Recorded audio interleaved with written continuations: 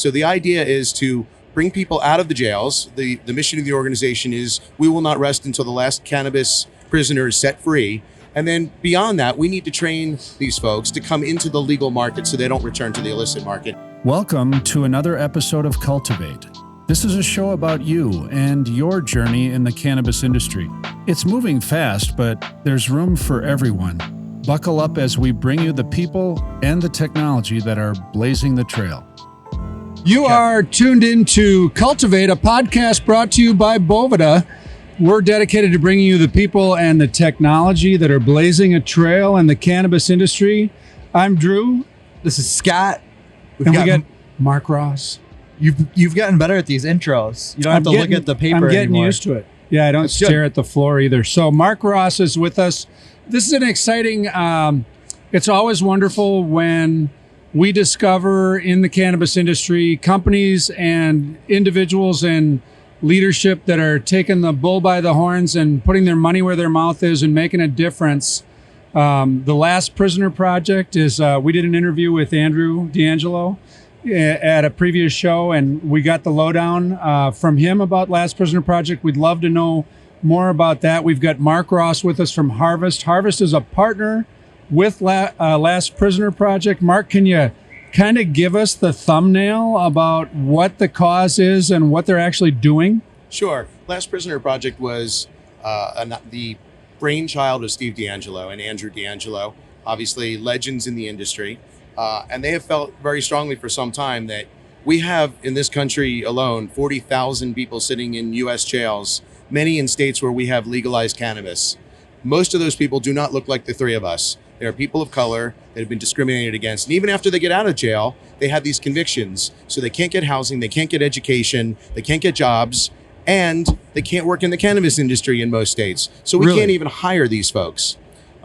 True fact, about 65 to 70%, there's a recidivism rate. If you've been in prison after 7 years, 65 to 70% will be back in jail. So the idea is to bring people out of the jails. The mission of the organization is we will not rest until the last cannabis prisoner is set free.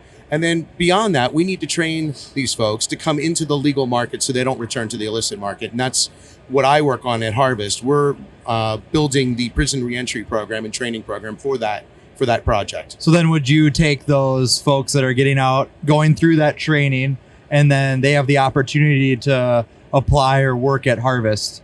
Is that kind of the... Yeah, it's that. It's a 16-week course where we teach computer skills, communication skills, life skills, and of course cannabis skills. So everything from anger management to time management, from financial literacy to Microsoft Excel, to of course cannabis skills. So Cannabis 101, how to work in retail, point of sale, seed to sale, compliance, law, manufacturing, cultivation, supply chain, you name it. It's a whole suite. And at the end of that, at the end of the 16 weeks, they'll get a certificate. And we will, of course, want to create a funnel of talent for our retail operations, our manufacturing, our cultivation. But we're not going to be able to hire everyone. Right. So we're going to be basically preparing a workforce for the cannabis industry. And Awesome. in states that have expungement and clemency and we can hire these folks, we will do so. In states where we don't, we will have a stack of graduation certificates and we will go to legislators and we will say, you know what? These folks are all ready now, shovel ready to go into the cannabis industry, but they can't. And you need to do something about that before they return to the illicit market. For those of us that don't know what Harvest is or who Harvest is, can you just give a little background just on what you guys are? That's exactly what I was going to say. If you're wondering, we're like connected. You guys think alike. One brain between Mine's just younger and functions a little bit more efficiently. But So Harvest. that was the only insult. So Harvest is a multi-state operator. We were founded from humble beginnings by former lawyer Steve White in Tempe, Arizona, with one small dispensary. And now we are a multi-state operator with a presence in 9 states. I think when the acquisitions that we have announced close, I think it's 18 states in Puerto Rico. Wow. We're fully vertically integrated. So we have manufacturing, we have cultivation, we have brands, we have retail in a number of states. Mostly medical, but we have some retail operations, non-medical in places like California. Yep. And and I am the director of community outreach. So I have the coolest job in the company because I get to deploy resources, human and financial, to make sure we're having a positive impact in every single community that we touch. That's awesome. And so that's Last Prisoner Project just fits right into that space. Well, I think Damien would argue with you that he might have the best job as the botanist. He likes the whole plant thing. But the other thing about Harvest is they have been consistently profitable. It's one of the unique things about Harvest's growth story is the way that they have entered this marketplace has been different than a lot of other people that have done giant cash burns in the equity markets. And I mean, you guys have really grown in a very methodical and remarkably fast way. I mean, you guys are like no other group in the country. What I'm curious about is all the states that you operate in. Is Last Prisoner Project limited to certain states, or is it all over the country? So we are, in essence, deploying the resources for the prison reentry program. So Last Prisoner Project, the organization itself, Steve D'Angelo's group, along with Sarah and Mary and Andrew, they're going to decide where we deploy it and when and who the local partner is. We consult on that because we've designed the program and we need to be engaged in that process. We have targeted to launch the pilot class in Northern California, in the Bay Area, in Oakland, at a college that has a prison reentry program already, but doesn't focus on cannabis. So we'll have classrooms, we'll have computers, we'll have computer labs, we'll have professors that can also do some of the life skills and computer skills courses, freeing us to really hammer home on the cannabis skills. Awesome. The idea, though, is once we finish that pilot class, probably around May, because it's 16 weeks, we're going to start to deploy it in other places. I would like to take it to Illinois, because they have a very aggressive expungement program. Right. And with our acquisition of Verano, we're going to have a pretty big footprint in the Midwest. We also have a pretty significant partner in Ohio who would like us to bring it into Ohio. We're looking in Maryland, Florida, where we have a large presence. We would like to take this obviously everywhere. And a lot of it will be able to be done virtually as we build the program. About half the program will already be shovel-ready virtual. Students can go on the computer, take some of the life skills and computer skills courses at their own pace. The cannabis skills courses we're going to be doing live the first couple times. Can people contribute to the cause? Sure. Last Prisoner Project is a 501c3 tax-exempt organization, non-political, non-partisan. They are basically funding the expungement and clemency program. They have everything from a large sponsor of the clemency program, which I think they are looking for right now, and I think that is a $250,000 ask, but don't hold me to that. I think I heard Steve say that last night at a party or 2 nights ago at a fundraiser. And then there's lower levels as well.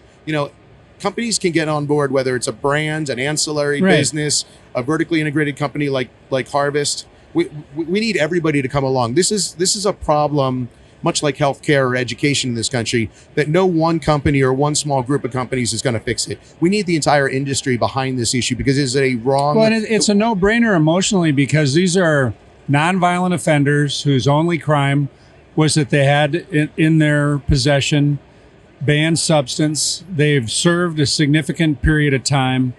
There's a movement afoot to get these people back on their feet, rehabilitated back into society, expungement.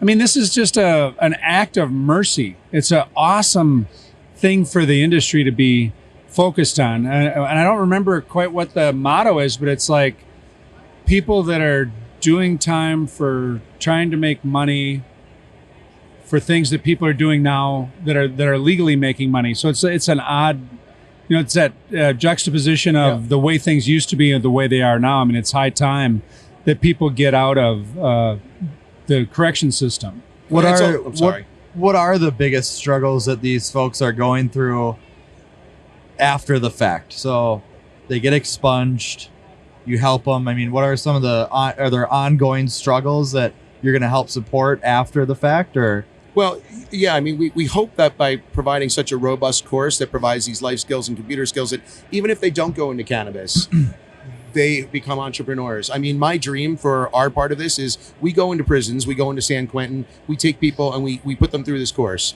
They come out of prison, they have their record expunged, we train them at Harvest. Yeah. We bring them along. They have an idea, they go off on their own, maybe we incubate them, maybe we invest in them.